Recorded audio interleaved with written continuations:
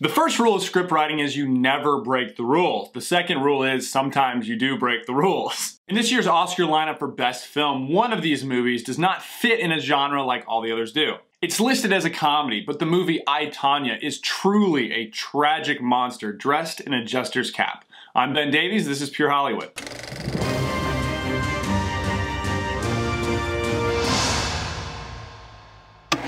Tonya was directed by Greg Gillespie and grossed over $20 million worldwide. First out, spoilers ahead, and shout out to my boy Corey Chapman, who was my co-star in the 2016 movie I'm Not Ashamed about the Columbine shooting. Congratulations on being in an Oscar-nominated film. So it is Oscar season, and I've already reviewed 3 billboards outside Ebbing, Missouri, Dunkirk, and The Darkest Hour, as well as Blade Runner 2049. So let's see how this one stacks up, and why I believe the meticulous choices in tone, editing, charismatic performances, and comedic elements are masterfully done, and I believe the only way this truly gut-wrenching tragedy could have been told. My viewer review is a 4 out of 5. Margot Robbie is a force to be reckoned with on the big screen. She navigated the tumultuous waters of playing Tonya Harding with charm, grace, and charisma unlike any actress I've ever seen. And she was deservingly nominated for Best Actress at the Oscars. Allison Janney is also nominated for Best Supporting Actress, and she gives a tremendous performance as well, and these two were my 2 picks for the best performances in the movie. Now this movie can also be very difficult to watch in some places. It is extremely, and I do mean extremely, uncomfortable to watch some of the verbal and physical abuse that is shown on screen.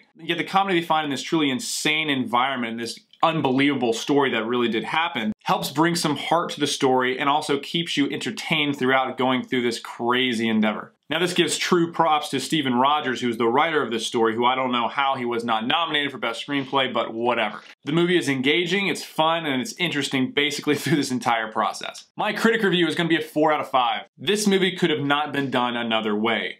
Period. I mean, the script was literally on the blacklist on Variety magazine. This is because the story does not have just one victim. There's obviously Nancy Kerrigan and many other people whose lives were changed by this horrible, horrible event that are still alive. And in telling a true story, it is almost impossible to get everyone on board to tell it. It can also be seen as very, very, very distasteful. Not to mention the protagonist in the story is Tonya Harding, who is very far from being just a virtuous heroine. But by wrapping this movie in comedy, poking fun at the insane actual events that surrounded this, they managed to stumble upon an unorthodox monster of a film that should be praised and possibly win the Oscar. Everything was just terrifically shot and captured to bring your heart into this story and the incredible pressure that was felt all over the place during this process. My faith and values, I'm gonna give it a straight up 0 out of 5, but I'm gonna tie it into the complete tragedy that this film is really talking about on 3 different levels. One reason to give it a 0 out of 5 is because in this movie there is absolutely no hope, there's no resolution, and there's no direction for redemption for Tonya.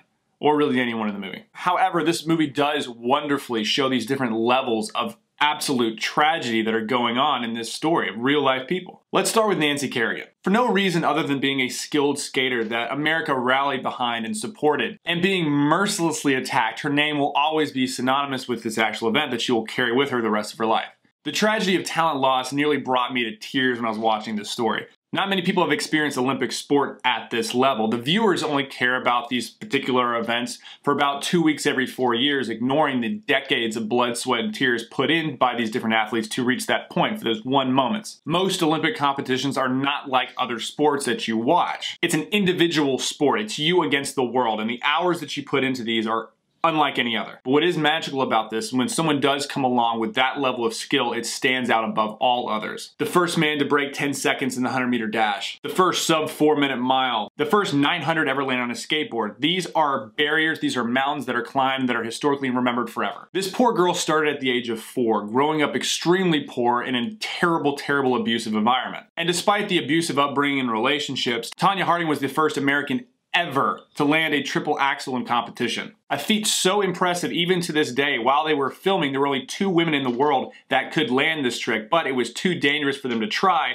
so they used computer-generated images to create the events on screen. She landed this at the age of 21. Now, true talent, gifts, and ability like this come around once in a lifetime. And what is so sad is you can imagine this same girl born into a different family. Her name may not be synonymous with scoff and ridicule, but rather could have been the hero that starry-eyed girls aspire to one day be. However, the most horrific tragedy of this movie that it shows is that of abuse. I don't think I've ever wanted to hurt someone so bad on screen in my entire life than Tonya Harding's ex-husband. To see him take advantage of this young teenager at a skating ring and then proceed to completely verbally abuse her for 9 years makes me want to punch a wall. Now, there are obviously various accounts of this and everyone has their own story, so some of these events may be half-truths, but if even 20% of that is true, this is absolutely horrific and tragic. Even at home, Tonya Harding was not safe from sexual abuse. Her 26-year-old stepbrother assaulted her at the age of 15. She ended up fighting him off with a hockey stick and escaping to her neighbors, where she called the police, and he then served time in prison. Which also brings us to the abuse of the family. An absent father, an abusive mother who was married 6 times, did not help in instilling values and structure that may have steered Tonya in a different direction. Now, Tonya Harding's mother didn't have a lot of money for her to spend time at the skating rink, so when she was there, she was not allowed to leave. Not even to take bathroom breaks. Allegedly, she was forced to even urinate on the ice rather than waste time not skating. Others account seeing multiple occasions of physical and verbal abuse from her mother towards Tonya. Now, whether Tonya was fully aware of what exactly was going to go on and what was going to happen to Nancy Kerrigan is kind of irrelevant. There was justice and punishment for these crimes. And thankfully, Nancy went on to be healthy and claim the silver medal at the Olympics following the event. Tonya's ex-husband and his ridiculous friend did serve some time in jail, and the guy really did claim that he worked for an espionage agency. It's insane. You gotta watch this video on YouTube. It's absolutely ridiculous. And that is really the tragedy of this comedy. No one escapes it. It's everything.